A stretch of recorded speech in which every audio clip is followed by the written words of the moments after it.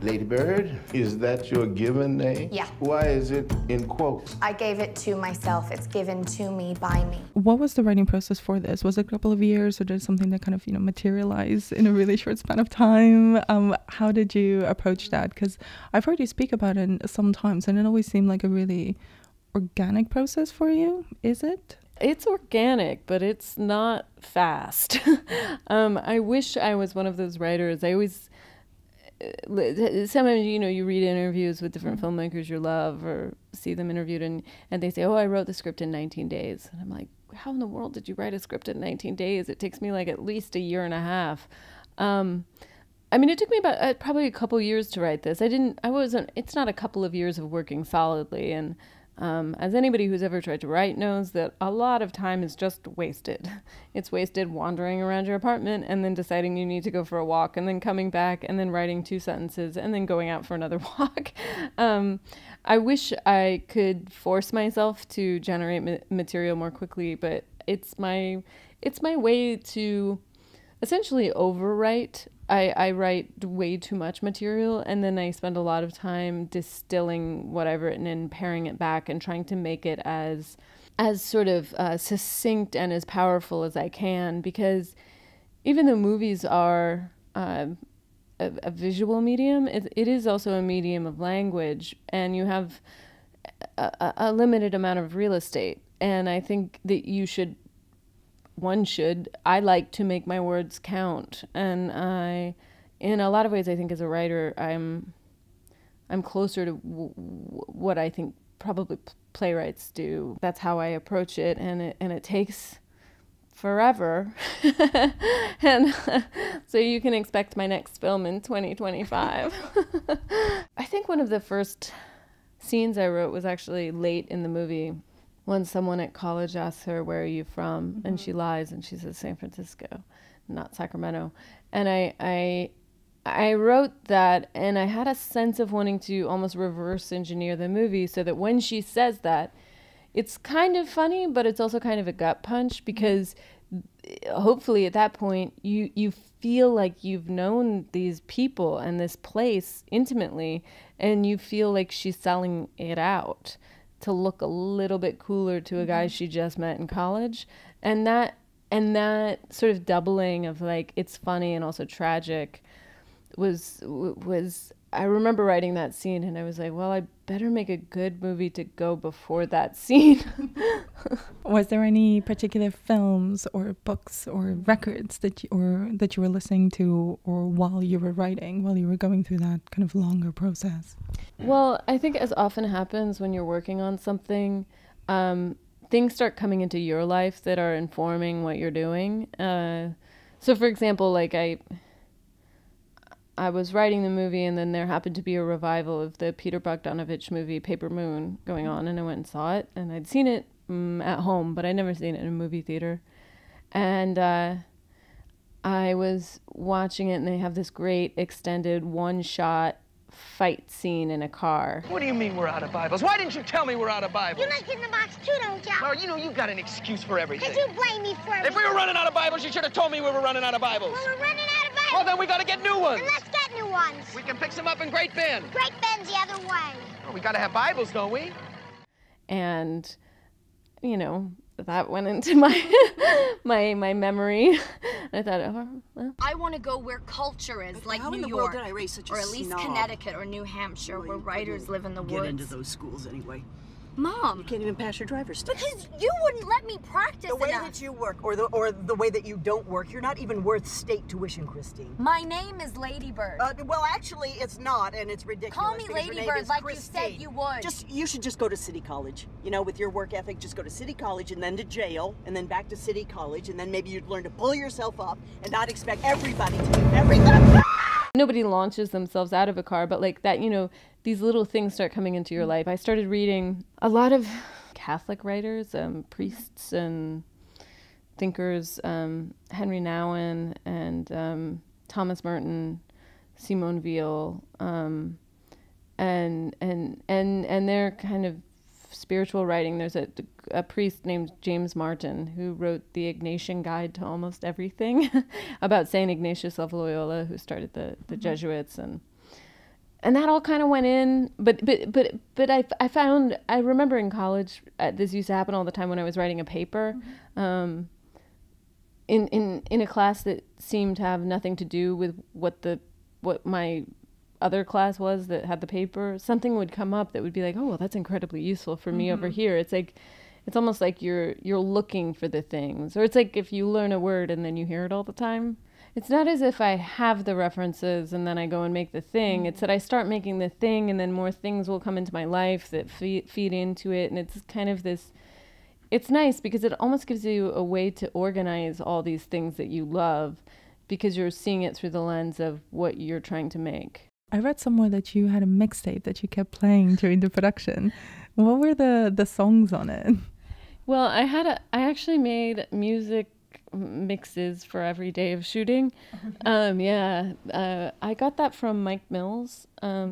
He did a lot of stuff like that on the set of 20th Century Women, and I thought it was really effective in uniting not only the cast but the crew. It kind of made everybody in the same space, and so I had a little pink boombox, and I'd play my mixes. It would depend on the day, honestly. A lot of the music that's in the film I would play, but I also played a lot of I would play a lot of different classical pieces at different points, a lot of kind of bombastic opera, because I felt like that's how it feels to be a teenager, kind of. It's a little dramatic, and it felt like that level of drama was necessary. But you know, a lot of stuff from the 90s and early 2000s, like a lot of Ani DeFranco and Ben Folds 5 and Tori Amos. Some summers in the evening after 6 or so, I walk on down the hill and maybe buy a beer. I think about my friends. Sometimes I wish they lived out here, but they wouldn't dig this town. I wanted it to feel almost like a photocopy of a painting, a color copy of a painting.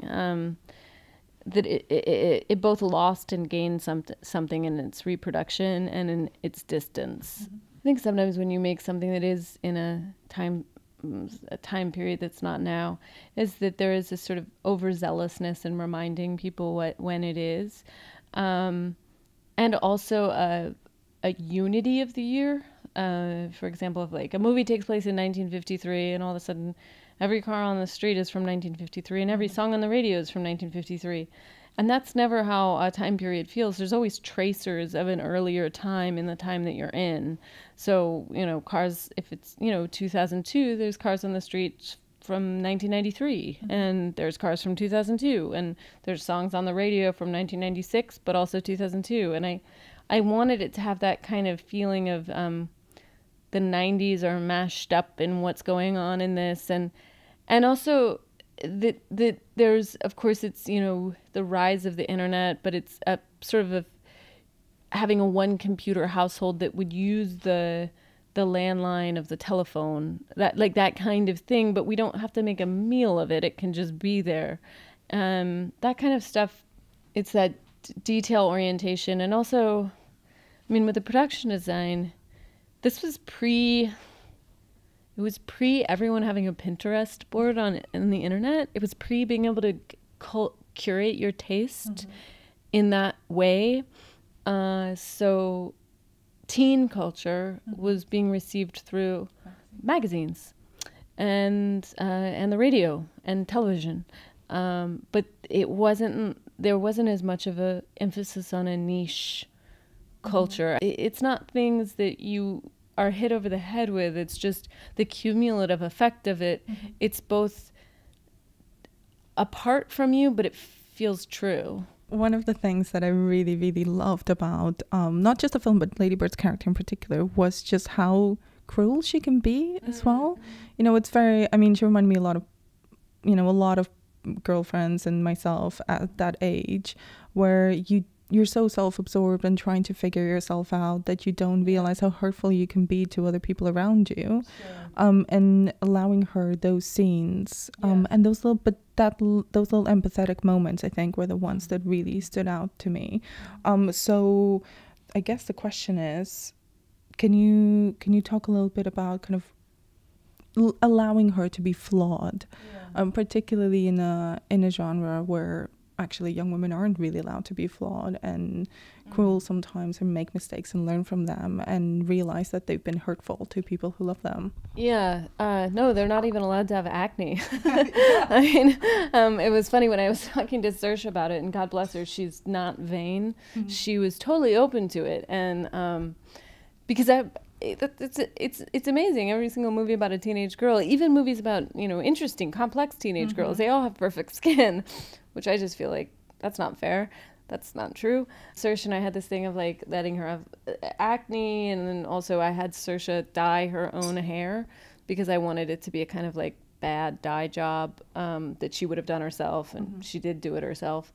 And those things allowing her to be physically imperfect, but that doesn't mean she's not beautiful. She is beautiful, and you feel that, and that the requirement for being worthy of love and being able to give love is not that you're perfect.